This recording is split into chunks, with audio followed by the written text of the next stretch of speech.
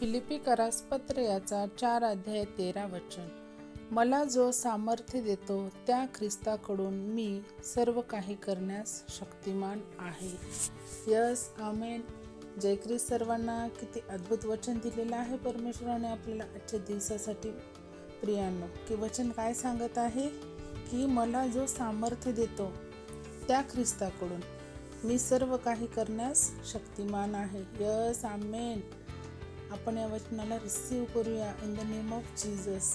ही किती अद्भुत आहे परमेश्वराचं वचन, की काय सांगत आहे की येशू ख्रिस्ताच्या सामर्थ्याकडून किंवा परमेश्वराने दिलेल्या सामर्थ्याकडून मी सर्व काही करण्यास शक्तिमान आहे. हो माझ्या बहीण भावांनो, की आपण स्वतःच्या शक्ती बुद्धिबळाने आपण मनुष्य हे काहीच करू शकत नाही. फक्त मनुष्याचा हा भ्रम आहे की हे मी कमवलं, ही माझी गाडी, माझं घर, माझं आणि मीपणा माणसामध्ये कधीच नसावा. गर्व हे काहीच कामाचं नाही आहे माझ्या बहीण भावांनो. गर्वाचं घर हे जगिक जीवनामध्ये म्हण खूप सुंदर आहे की गर्वाचं घर हे कधीही खाली असतं. हो, आणि ते सत्यच आहे.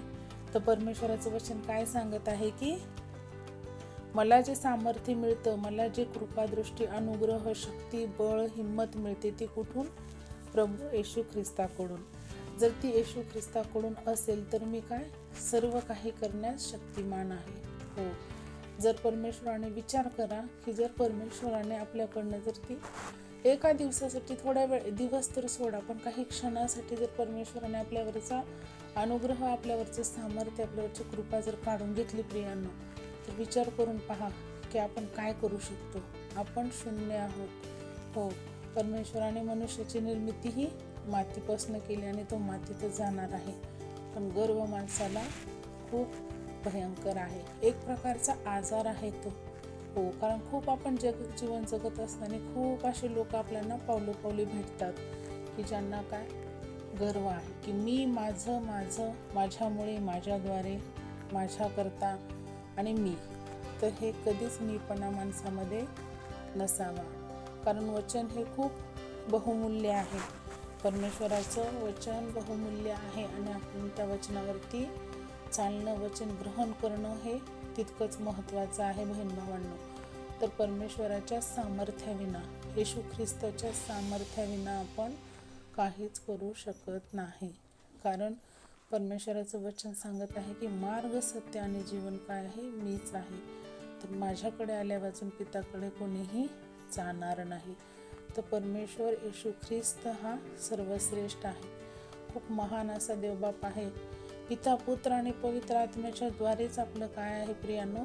तारण आहे.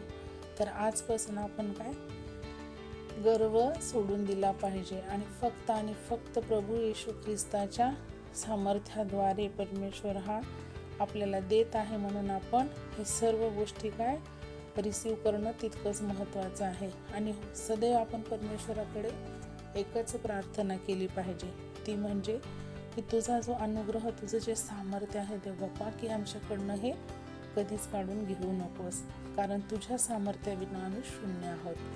तर आपण या वचनासाठी परमेश्वराला धन्यवाद देऊया आणि आपण छोटीशी प्रार्थना करूया. Hallelujah, hallelujah. धन्यवाद, धन्यवाद. आकाश पृथ्वीच्या निर्माण करत्या बाप्पा, तुझ्या चरणी येतो राजा. हो परमेश्वरा, आजचा सुंदर दिवस दाखवलास त्याबद्दल तुझे आभार मानते माझ्या राजा.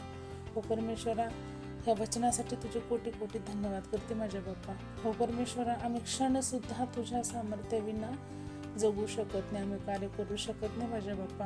हो देव बाप्पा, तुझं सामर्थ्य खूप महान आहे माझ्या राजा. त्यामुळे तुझा अनुग्रह, तुझं सामर्थ्य आमच्यावरती कायम स्वरूपी ठेव माझ्या बाप्पा. हो परमेश्वर, आणि त्या सामर्थ्यावरतीच आम्ही काय आहोत? बलवान आहोत. हो माझ्या राजा, तुझ्या सामर्थ्याविना आम्ही शून्य आहोत माझ्या बाप्पा.